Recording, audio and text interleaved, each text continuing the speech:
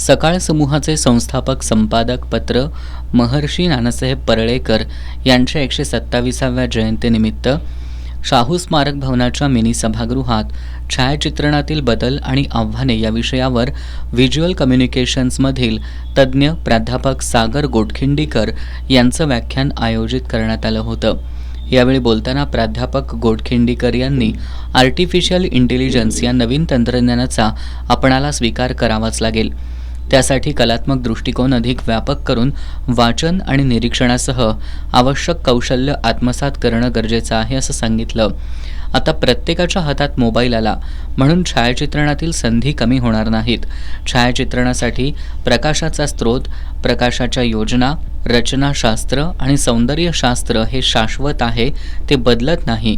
त्यामुळे या शास्त्राचा अभ्यास करणं गरजेचं आहे असं सांगून छायाचित्रण किंवा कलाक्षेत्रात येताना संशोधन दृष्टी ठेवल्यास कलाकाराला यश मिळू शकेल असं त्यांनी स्पष्ट केलं.